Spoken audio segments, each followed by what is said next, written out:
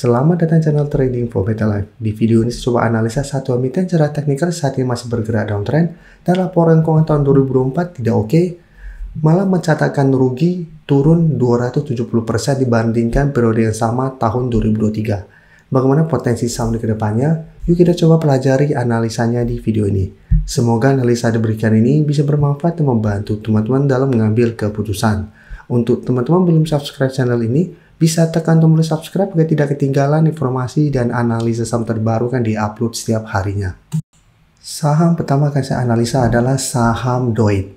Saham DOIT jika kita perhatikan pada perdagangan terakhir hari Kamis kemarin ditutup turun 2% lebih ke harga 384. Secara teknikal DOIT masih bergerak sangat downtrend. Dan saat ini jika kita perhatikan ada satu resisten kuat di harga 400. Ada satu support minor di sekitar 380. Tapi support lebih kuat menurut saya ada di posisi sekitar 350. Jadi untuk saat ini memang DOIT mencoba untuk bertahan di 380 tapi belum bisa melewati harga 400. Tapi kalau pemberitaan yang kurang oke untuk saham DOIT karena ternyata DOIT longsor 270% dan tekor 61,33 juta US dollar. Yang bisa kita baca sekilas ketika pemberitaan ini. DOIT sepanjang tahun 2024 berbalik tekor 61,33 juta US dollar. Longsor 270% dari episode yang sama tahun sebelumnya. Jadi sebelumnya DOIT masih mencatatkan laba tapi tahun 2024 malah merugi. Pendapatan juga turun tipis 4% lebih. Jadi secara laporan keuangan DOIT tidak oke, secara teknikal DOIT juga tidak oke. Sekarang kita lihat secara teknikal, secara bandarmologi. Secara broker summary jika kita perhatikan terpantau ini ada distribusi besar pada penurunan 2% lebih kemarin. Walaupun asing memang terpantau satu minggu terakhir ini mulai masuk, tapi akumulasi asing menurut saya masih kecil. Jadi untuk DOIT secara teknikal belum oke dan juga laporan keuangan masih belum oke. Sehingga saya lihat masih ada potensi untuk kembali turun mengetes 380 pada perdagangan awal April nanti. Teman-teman harus perhatikan apabila teman-teman sudah punya saham DOIT. Jika terpantau tembus 380, Musa harus pertimbangkan untuk keluar. Karena secara teknikal akan lanjut downtrend dengan target penurunan berikutnya. Saya lihat ada potensi ke 350 apabila memang 380 terkonfirmasi break. Jadi selama masih kuat di atas 380 memang DOIT masih akan sideways, masih ada potensi untuk mencoba break 400. Tapi jika terpantau belum ada akumulasi, potensi untuk break 400 sepertinya masih kecil. Jadi untuk DOIT apabila ingin coba pantau dan entry yang bisa lebih oke untuk saat ini adalah wait and see dan entry apabila memang terpantau DOIT berhasil break 400. Jika saat ini belum berhasil break 400 secara teknikal, Musa masih belum menarik untuk coba entry.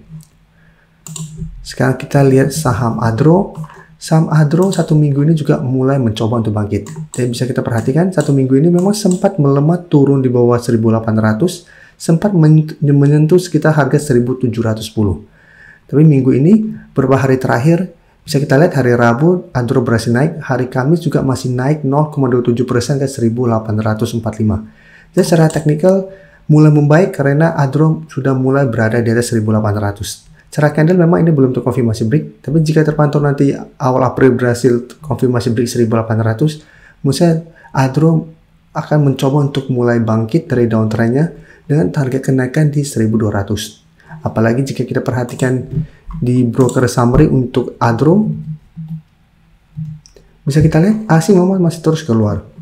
Dan dalam beberapa minggu terakhir asing terus keluar, tapi di broker summary pada kenaikan hari Kamis kemarin ini terpantau ada akumulasi dengan jumlah lumayan besar. Jadi menarik karena saat ini mulai membentuk high low kan sudah berhasil naik di 1800, sehingga saya lihat ada potensi untuk minimal ke target terdekat itu di sekitar 1900 sampai 1950. Sampai target lebih jauh di harga 2000 yang merupakan resisten psikologis. Dan Adro merupakan saham masuk watchlist kami berentam teman member untuk minggu kemarin. Jadi pada saat perdagangan terakhir Maret kami masukkan ke watchlist untuk dipantau dan entry apabila memang Adro berhasil break 1800. Dan menarik apabila berhasil break secara teknikal, saya lihat mulai membaik walaupun belum bisa kita konfirmasi akan mulai uptrend. Tapi minimal apabila berhasil break 1800 ada potensi untuk menuju harga 2000. Selanjutnya untuk AADI, jika kita perhatikan di sini, saat ini juga masih sideways, masih mencoba untuk melewati 6.800. Jadi untuk tren jangka pendek dari Maret mulai sideways, tapi untuk tren jangka menengah sebenarnya trennya masih bergerak downtrend. Apalagi saat ini untuk AADI garis EMA 50 sudah keluar, bisa kita lihat saat ini candle masih berada di bawah garis EMA 50. Sedangkan untuk support terdekat jika kita perhatikan di sini ada di sekitar 6.300. Beberapa kali mengetes 6.300, AADI ini masih bisa bertahan, tapi setiap kali mencoba break 6.800 ini belum berhasil break. Walaupun sempat sebelumnya menyentuh harga 7.000. Tapi cara candle ini belum terkonfirmasi break dan kembali melemah ke 6.300. Jadi apabila teman-teman ingin coba pantau saham AADI juga, menurut saya masih bisa coba dipantau. Lebih oke adalah buy on breakout apabila berhasil break ke 6.800. Apabila mau coba spekulatif buy, bisa coba tunggu kembali di 6.300. Tapi ingat, apabila tembus 6.300 harus pertimbangkan untuk keluar. Dan jika kita perhatikan untuk AADI saat ini, bisa kita perhatikan asing sebelumnya sudah terus masuk akumulasi. Pada perdagangan terakhir kemarin terpantau memang ada sedikit distribusi, tapi bisa kita lihat dalam 2 minggu 3 minggu terakhir ini asing sudah mulai masuk. Dan di broker summary penurunan hari Kamis kemarin ini terpantau tidak ada distribusi. Jadi AADI apabila teman-teman sudah punya, saat ini masih bisa di hold. Yang ingin coba entry, lebih baik saatnya wait and see dulu. Lebih oke adalah buy on breakout. Sekarang kita lihat PTBA. PTBA juga dalam pergerakan 1 minggu ini juga mulai mencoba untuk bangkit. Bisa kita lihat sebelumnya bergerak sangat downtrend, menyentuh 2.300. Hari Selasa naik tinggi, Rabu masih lanjut naik, hari Kamis juga sempat naik mengetes garis EMA 50. Tapi setelah mengetes garis EMA 50 bisa kita lihat PTBA kembali gagal naik, kembali melemah ke sekitar 2.520 dan hanya naik 0,4% lebih. Tapi memang cara pergerakan sudah mulai membentuk high low pada saat berhasil melewati 2.400. Tapi karena saat ini sudah menyentuh garis EMA 50 dengan candle tidak meyakinkan, menurut saya harus hati-hati juga. Karena sebelumnya bisa kita perhatikan beberapa kali mencoba break garis EMA 50 150, PTBA gagal break dan malah kembali membentuk low. Dan jika kita perhatikan broker summary pada perdagangan hari Kamis kemarin, asing terpantau masih keluar.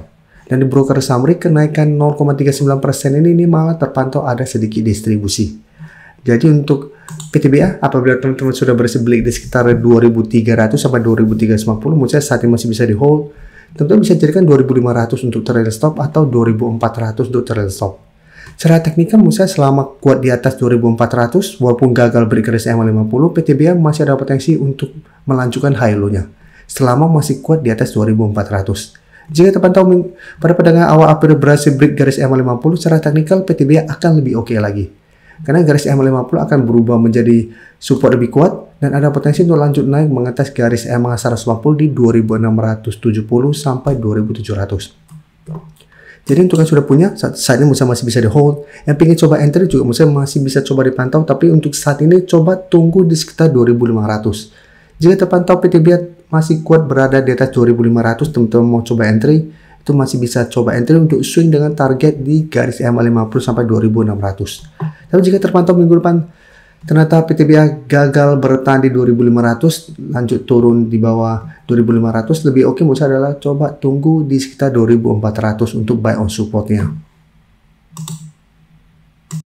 Terima kasih telah menonton video ini. Like dan share video ini bila bermanfaat bagi teman-teman, dan support channel ini dengan cara tekan tombol subscribe agar channel ini bisa makin berkembang dan bisa membantu lebih banyak orang lagi. Terima kasih.